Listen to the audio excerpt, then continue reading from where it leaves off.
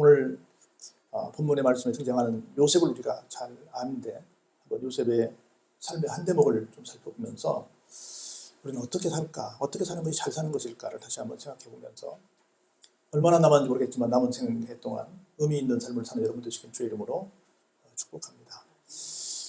우리가 산다 그 말은 저는 이렇게 한번 해보고 싶어요. 우리는 하나님을 기대한다. 사실 삶이라고 하는 것은 어떨 때 가능하냐면 소망이 있을 때 가능하죠. 그렇죠? 소망은 뭐예요? 뭔가 기대한다는 거죠. 우리가 아마 삶의 3요소 그렇게 말하면 굉장히 많은 것들을 얘기할 수 있겠지만 아마 고린도전서 13장의 마지막 절을 생각할 거예요. 항상 있는 것은 아마 믿음이 있어야 살 수 있을 것이다. 그리고 소망이 있어야 살 수 있을 것이다. 믿음이 없는데 상박해서 살겠어요? 소망, 기대가 없는데 어떻게 살겠어요?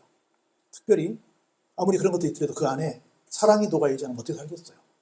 믿음과 소망과 사랑이 항상 상존해야, 공존해야 살 의미가 있고 기쁨이 있고 좀 즐거움이 있지 않을까 싶습니다. 그런데 우리 삶의 자리에 믿음도 없고 어떤 소망도 보이지 않고 또 삭막함만 있고 사랑도 없고 그런다면 얼마나 그 삶의 자리가 불편하겠어요. 그래서 오늘 우리가 살아간다는 건 뭘까? 하나님을 기대한다는 것이다. 그럼 하나님을 기대한다. 하나님을 기대하는 사람은 어떤 사람일까? 한마디로 말하면 기도하는 사람이겠죠. 하나님을 만나는 사람, 하나님을 기도를 통해 만나는 거니까. 하나님은 어떤 분이시냐면 바울은 이렇게 고백했거든요. 우리가 구하거나 생각하는 모든 것에 더 넘치도록 능히 하실 이에게. 아멘. 전 이 말씀 좋더라고요. 어떤 사람들은 그렇게 늘 고백하더라고요. 내가 하나님께 기도했더니 하나님이 기가 막히게 딱 맞춰주시더라고. 이렇게 고백하는 사람들이 있더라고요. 그것도 감사하긴 하지요. 그런데 여러분들이 예를 들어서 뭐 자식들이나 누가 뭐 좀 이렇게 달라고 그러면 딱 맞춰주십니까?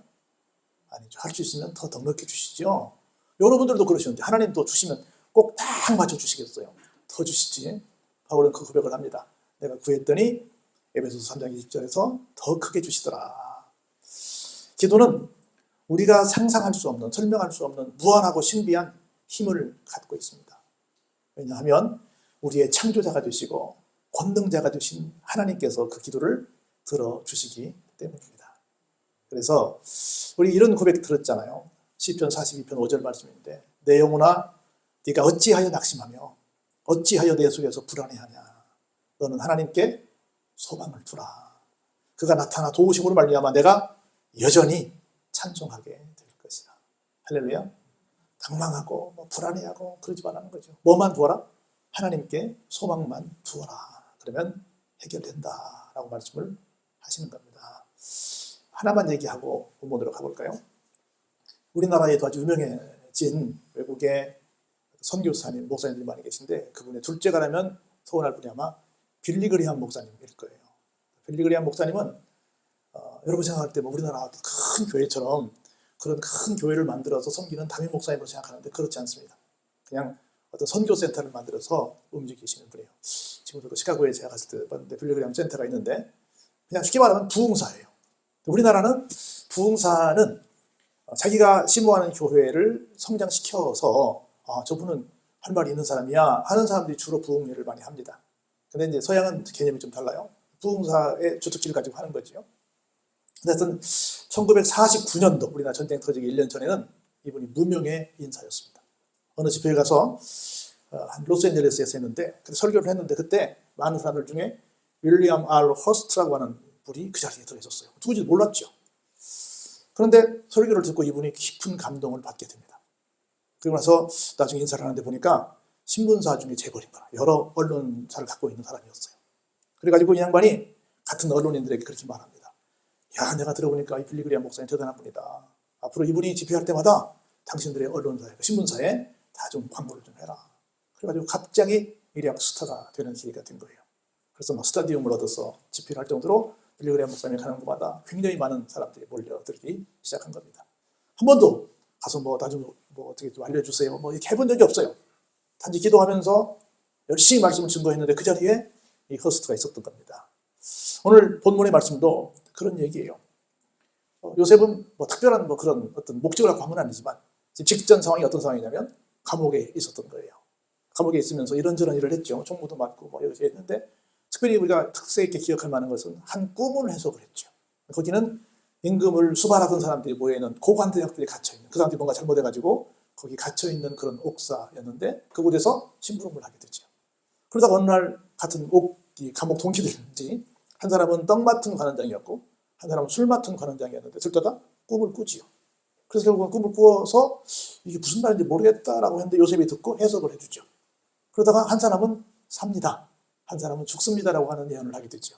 술 맡은 관원장은 살고 떡 맡은 관원장은 죽습니다라고 했는데 그 예언대로 됐잖아요. 그리고 세월이 흘러서 한 2년이 갔어요. 근데 분명히 두 분 중에 한 분 사시면 나가서 좀 나를 좀 기억해 주세요라고 했는데 기억해 줬어요? 안 해줬어요? 안 해줬지요. 까마득하게 언제 그런 일이 있었냐라고 잊어버려서 세월이 흘러 1년이 가고 2년이 갔어요. 그러고 나서 하나님께서 일을 시작하십니다. 어떤 일을 시작하시냐면 이번에는 누구에게 꿈을 꾸게 하세요? 바로 왕에게 꿈을 꾸게 하십니다. 잠깐만요.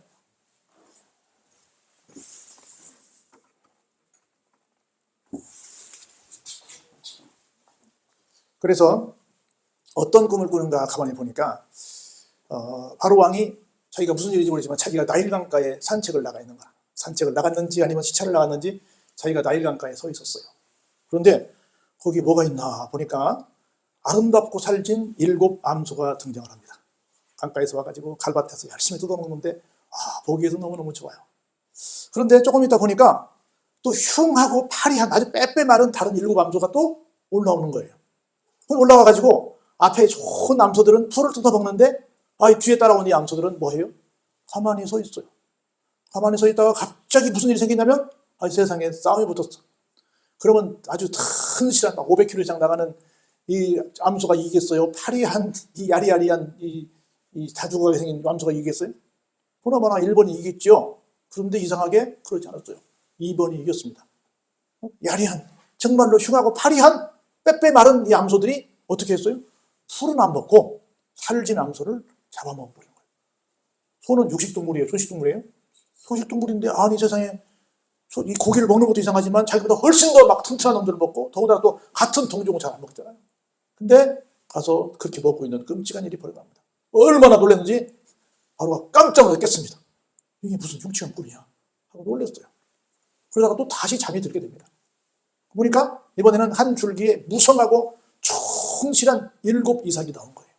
야, 그 곡식이 참 탐스럽게 생겼다 라고 감탄하고 있는데 또 갑자기 그 후에 가늘고 동풍이 아주 따뜻한 바람에 다 말라버린 똑같은 7개인데 아주 그냥 형편없는 7 이삭이 또 나오게 되는 거예요. 이번에도 보니까 어때요? 그 튼실한 그 이삭을 파리한 아주 정말 다 빼빼 말라버린 쭉정이 그 7 이삭이 나와서 다 잡아 먹어버리는 거예요. 다 삼켜버리는 겁니다. 이게 무슨 일이야? 너무 놀래가지고 또 꿈을 깼습니다. 꿈을 깨가지고 도대체 이게 무슨 일이야? 딱 봐도 좋은 꿈이에요? 나쁜 꿈이에요? 좀 흉한 꿈이에요. 그래서 흉한 꿈이다 보니까 또 너무 놀랬고 해석도 안 되니까 뭐가 돼요? 번민이 됩니다. 걱정을 많이 해요.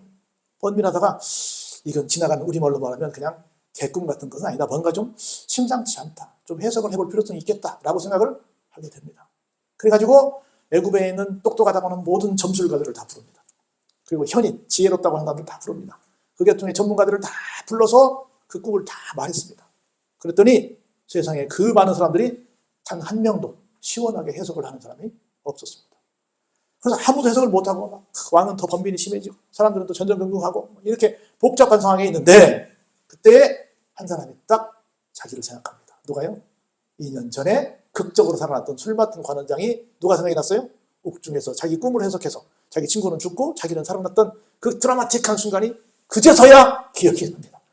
내가 그때 그랬지. 그러면서 나와서 고백합니다. 제가 지난번에 지었던 죄가 생각이 납니다. 이 사람아 그때 그 죄는 다 해결됐잖아. 당신 감옥도 갔다 오고 다 풀렸잖아. 뭔 얘기야? 그랬더니 그 얘기를 합니다. 그때 제가 떡 굽는 관원장과 함께 히브리 청년과 함께 거기서 오게 있었는데 그때 하룻밤에 같은 꿈을 꿨습니다. 그런데 한 사람은 살았고 한 사람은 죽어서 정말 제가 이렇게 임금 앞에 서 있게 됐습니다. 그리고 그때 참 신기하다고 생각했는데 제가 복직이 돼서 바쁘다 보니까 제가 그 친구도 잊어버렸고 그 말씀을 제가 못 드리게 됐네요. 지금 생각해보니 참 꿈에 대해서는 그 친구가 대단한 해석 능력이 있는 것 같습니다. 라고 그제서야 보고를 하게 됩니다. 얼마 만에? 2년 만에 보고를 합니다. 바로가 즉시 요셉을 불러오라. 사람들이 급히 가가지고 그를 오베에서 꺼냈습니다. 그리고 막 옥속에 있으니까 뭐 자기 관리가 안 됐을 거 아니에요. 수염도 깎아주고 새로 옷도 갈아입히고 해서 바로에게 데리고 옵니다. 그래가지고 바로가 요셉에게 말을 합니다. 자네가 요셉인가? 예, 그렇습니다. 자네가 그렇게 꿈을 잘 꾼다며? 하고 딱 먼저 이야기를 합니다. 그랬더니 요셉이 이렇게 대답해요. 제가 해석을 하는 것이 아니라 하나님께서 당신에게 편안한 대답을 주실 것입니다. 누가 해석하신다? 하나님께서 하신다. 그 꿈은 누가 주셨다? 하나님께서 주셨다라는 말을 바로에게 요셉이 하게 됩니다. 그런데 또 다시 리바이벌 해요. 야, 내가 말이야 꿈을 꾸는데 나일강가에 갔거든. 갔더니 뭐 살찐 암소가 7마리고 흉안 나와 암소가 7마리고 또 아주 토실토실한 이삭이 7개고 또 아주 빼빼만 이삭이 7개인데 둘 다 큰 놈들이 센 놈들이 어떻게 다 잡혀먹더라. 이게 무슨 일이니? 라고 자기 했던 얘기를 그대로 다시 속된 말로 리바이벌을 합니다. 그랬더니 요셉에게 이렇게 말을 합니다. 요셉이 바로 이렇게 말합니다. 예, 임금님, 그것은 2가지 꿈이긴 하지만 사실은 1가지입니다. 그런데 왜 2가지, 1가지인데 왜 2가지 일로 보여주셨냐면 그것은 하나님께서 반드시 그것을 행하실 일이시기 때문입니다. 그건 그냥 개꿈이 아니라 진짜 꼭 일어날 일입니다. 그래서 하나님께서 2가지 상황을 통해서 임금님에게 지금 예언을 하고 계시를 보내시고 계시는 겁니다. 라고 설명을 했습니다. 그러면서 우리 잘 아는 것처럼 뭐라고 해석을 해요? 7 좋은 암소와 그리고 7 든실한 이삭은 뭡니까? 7년 동안 주어질 풍년을 가리킵니다. 반대로 흉하고 파리한 7마리의 암소와 쭉정이 7개는 뭡니까? 흉년, 7년 동안, 같은 7년 동안의 흉년을 가리킵니다. 그리고 이것을 반드시 하나님께서 그런 날을 주실 것이라고 하는 확신 차원에서 2가지로 강조해서 나누어서 말씀을 해 주신 것입니다. 이렇게 해석을 했습니다. 그랬더니 그것을 어떻게 했어요? 그대로 인정을 했습니다. 우리 같으면 지금도 이렇게 큰 자연재해가 있지 않는 한 굉장히 오랫동안 풍년을 했어요. 여러분들은 잘 기억 못하실지 모르겠지만 저는 벌판 사람이거든요. 그래서 우리는 늘 그 얘기를 했어요. 금년이 몇 년째 풍년입니다. 몇 년째, 이걸 카운트를 했어요. 굉장히 오랜 세월 동안 특별히 자연재해가 생기지 않는 한 아주 오래되기 때문에, 아주 오랫동안 계속 풍년이 되기 때문에 몇 년 카운트하는 것이 별로 의미가 없었습니다. 여러분들도 그 나일강 삼각쪽으로 해서 마지막 하류가, 나일강이 굉장히 길잖아요. 마지막 흘러나가는 분이 그 마지막 이집트잖아요. 거기서 흘러서 그 지중해로 들어가잖아요. 그래서 항상 나일강은 그렇게 이집트 사람들에게 굉장히 큰 어떤 우리말로 한강의 기적처럼 너무너무 좋은 강인 거예요. 그래서 나일강을 신처럼 여기는 거라. 그리고 여러분 생각하는 것처럼 나일강을 실제 신으로 섬기니까 하나님께서 10개, 10대 재앙을 내릴 때 첫 번째 재앙이 뭐예요? 나일강 물이 피가 되게 해버린 거예요. 너희들이 생명처럼 여기는, 신처럼 여기는 나일강은 내가 이렇게 하면 아무것도 아닌 거야. 너희들 아무것도 살 수 없는 모든 생물이 튀어나오는 그런 곳이 되는 거야. 그래서 첫 번째 내린 재앙이 뭐예요? 피가 되는 거예요. 2번째 재앙이 뭡니까? 그 속에 살던 개구리들이 다 튀어나온 거예요.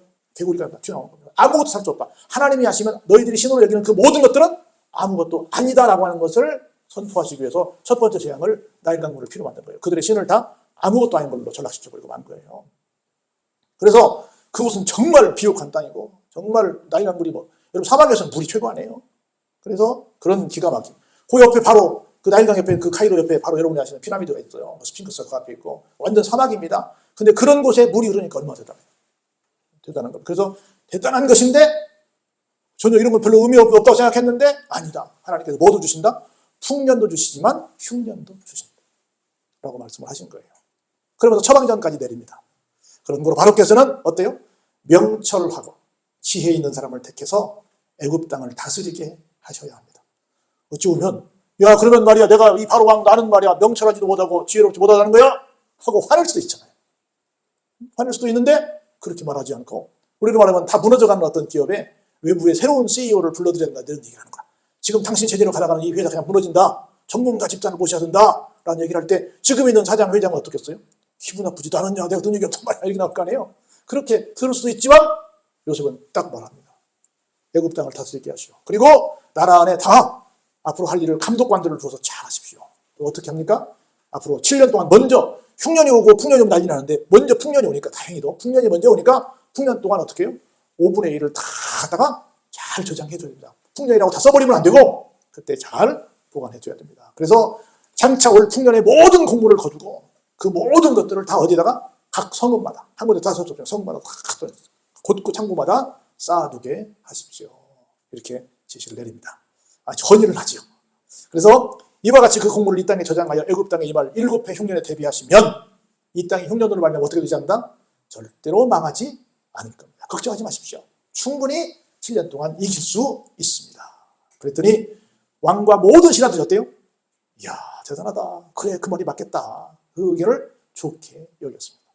어찌 보면 여러분 생각해 보세요. 거기에 막 고관 대학들이 있고 대단한 막 점술인들 그리고 대단한 막 현인들이 와 있는데 새파란 애가 와가지고 청년이 와가지고 그렇게 하면 그 말을 순수 그것도 다른 데 있던 것도 아니고 노예고 그것도 감옥에 갇혀있다 나온 친구인데 그 사람 말을 순수하게 야, 네 말이 맞다. 애가 말 30도 안 된 애가 말하는데 그래 어떡하겠어요? 누가 받아주겠어요? 그렇지 않아요. 누가 하니까? 하나님께서 하시니까 네 말이 맞다 라고 모두가 다 왕부터 시작해서 모든 신하들이 모두가 다 동의를 해 주었습니다. 그러면서 기가 막힌 말을 바로가 해요. 바로가 신하들에게 이렇게 말합니다. 이 사람처럼 하나님의 영에 감동된 사람이 어디 있겠니? 찾을 수 있겠니? 찾을 수 없다. 하나님의 영에 감동된 사람은 내가 볼 때 단연컨대 이 나라 전 국민 가운데 누구밖에 없다? 요셉밖에 없다라고 생각을 하고 선포를 합니다. 요셉에게 이르되 하나님이 이 모든 것을 너에게 보이셨구나. 너와 같이 명철하고 지혜 있는 자가 없구나. 네가 말한 것처럼 네가 한 것이 아니라 누가 하셨다? 하나님이 하셨구나. 그걸 누구도 알았다? 바로도 알았다는 거예요. 그러면서 이렇게 선포해요. 너는 내 집을 다스리라. 내 집이 어디예요? 이 나라죠. 이 애굽을 다스리라. 내 백성이 다 요셉 너의 명령에 복종할 것이다. 내가 너보다 높은 것은 그냥 임금이라고 하는 자리뿐이다. 실질적으로 이 나라의 주인은 누구다? 너다. 라고 얘기를 합니다. 사랑하는 성도 여러분. 모세가 10대 초반에 그렇게 중반에 형들한테 그렇게 해가지고 죽임당했어요. 당했지 사실은요. 요셉이 그랬어요. 그래서 뭐 함정에도 빠지고 뭐 저 구덩이에도 빠지고 뭐 팔려도 가고 뭐 옥살이도 하고 억울하게 또 막 그렇게 봉변도 당하고 별일 다 당하지 않습니까? 그런데 항상 어땠어요? 우리 늘 그 얘기 하잖아요. 요셉이 그런 일을 당할 때마다 그 뒷말씀을 보면 하나님을 원망했다, 원망하지 않았다? 원망하지 않았다. 뭐 하는 사람이었다? 우리가 볼 때 늘 하나님께 기도하는 사람이었다. 지금으로 말하면 늘 성령의 감동을 받은 사람이었다. 자기가 자기의 지식으로 경험으로 그걸 푸는 게 아니라 누가 주신 거로 풀었으니까요. 하나님이 주신 거로 풀었으니까. 그래서 그냥 그렇게 하나님의 감동 속에서 살고 살았더니 어떤 날이 왔어요? 이런 날이 온 겁니다. 그러면서 볼까요? 바로가 또 요셉에게 이르되 내가 너를 애굽 온 땅에 누가 되게 할 것이다? 총리가 되게 할 것이다. 총리. 그래가지고 어때요? 자기의 인장 반지를 빼어서 요셉의 손에 끼우고 도장을 겸한 겁니다. 그에게 세마포 옷을 입히고 금사슬을 목에 걸고 자기에게 있는 버금수레에 그를 태우고 무리가 그의 앞에서 소리 지르기를 어때요? 엎드리라 하더라. 그래서 바로가 그에게 애굽 전국을 총리로 다스리게 하는 놀라운 기적이 일어나게 된 겁니다. 할렐루야. 그래서 바로가 요셉에게 말합니다. 나는 바로다. 하지만 내가 왕인데 말이야. 그 말입니다. 내가 온 땅에서 너의 허락이 없이는 수족을 놀릴 자가 없을 것이다. 다시 말해서 너를 세워놓고 꼭두각시로 세워놓고 내가 뭐 이렇게 저렇게 뒤에서 명령하는 사람이 아니라 진짜 네가 명령하는 대로만 사람들이 움직일 거야. 네가 이 7년 동안 네가 컨트롤 하는 대로 다 모든 사람이 움직일 거니까 네 마음대로 한번 이 풍년에 흉년을 한번 잘 대비해봐 라고 명령을 내린 겁니다. 그리고 뭐 형들한테 죽임당할 뻔했지, 감옥에 있었지, 노예 살았지, 언제 뭐 장가갈 틈이 있었겠어요. 장가도 못 갔죠. 어떻게 뭐부터 시켜줘요? 장가부터 보내줍니다. 볼까요? 그가 요셉의 이름을 뭐라고 해요? 사브낫 바네아. 요셉은 히브리 이름이고 자기네들 민들하고 사브낫 바네아는 애굽 이름이에요. 하고 또 온의 세장 보디베라의 딸 아스낫을 그에게 주어 아내로 삼게 하니라. 뭘 드렸어요? 장가를 드려 보내준 겁니다. 여러분 사브낫 바네아라는 말이 무슨 말 같아요? 의역하면 애굽의 생명과 운명을 맡긴다는 뜻이래요. 정확히 말하자면 신은 말씀하시고 그는 산다는 뜻이래요. 이 양반이 하나님을 안 믿는 모르는 사람이 이방인이기 때문에 요셉이라는 사람은 하나님께서 이 사람에게 말하고 이 사람은 그대로 사는 친구네 하는 뜻이 사브낫 바네아라는 거야. 자기가 지은 게 아니라 누가 지어줬어요? 그걸 애굽 왕이 지어준 거예요. 이 사람이야말로 누구와 함께한 것이다? 신과 함께하는 사람이구나. 이 사람이 섬기는 신은 누구니까? 하나님. 이스라엘의 신 하나님과 함께하는 친구가 이 친구구나. 그 하나님은 이 친구에게 말씀하시고 이 친구는 그 말씀을 듣고 그대로 사는 친구구나. 마치 제가 몇 번 얘기했던 것처럼 여러분이 우리가 그리스도인이라고 하는 것을 안디옥 교회에서 처음으로 안디옥 교회들이 붙여준 이름이잖아요. 그리스도인은 뭐예요? 저 사람들은 그리스도에 미친 사람들이라는 뜻이잖아요. 자기들이 나는 I'm a Christian이 아니라 나는 그리스도인이라고 말한 것이 아니라 사람들이 그렇게 말해줬다는 거예요. 여기 사브낫 바네아도 어때요? 누가 하는 게 아니라 요셉을 보니까 애굽 왕이 볼 때 그렇다는 거예요. 하나님이 말씀하시고 하나님이 말씀하셔서 듣고 그대로 사는 친구네? 라고 얘기했다는 거예요. 뭐 하는 사람? 기도하는 사람이네. 늘 성령의 감동을 받고 사는 사람이네. 이것을 사브낫 바네아라는 이름을 지어주면서 바로가 느꼈다는 겁니다. 이름을 그렇게 준 거예요. 요셉은 뭐 여러분 잘 아시는 것처럼 이 사람들은 아이를 많이 낳는 게 꿈이잖아요. 그래서 그 하나님 아들을 더 주세요 라고 하는 맥락에서 지은 이름이고 하나님께서 더 하실 것이다 라는 뜻이에요. 요셉이라는 이름은. 근데 그것도 좋은 이름이긴 한데 이렇게 비록 애굽의 이름이지만 이런 뜻을 갖고 있다고 말이죠. 왜 이랬냐? 앞서 말씀드린 것처럼 성도란 어떤 사람이다? 하나님을 기대하는 사람이다. 하나님을 기대하는 사람은 어떤 사람이다? 하나님께 기도하는 사람이다. 그러면 지금 내 삶의 자리가 지금 당장은 이렇게 저렇게 잘 안 풀리고 좀 복잡할지라도 하나님께서 분명히 내가 기도하면 내 기대 이상으로 하나님께서 응답해 주실 것이라는 걸 믿고 나가면 요셉처럼 이런 날을 우리에게 허락해 줄 줄을 믿습니다. 그래서 새해도 여러분들이 하나님을 기대하시면서 그 기대에 걸맞게 기도하시면서 행복하게 사시는 여러분의 모든 삶의 자리가 되시기를 주의 이름으로 축원합니다.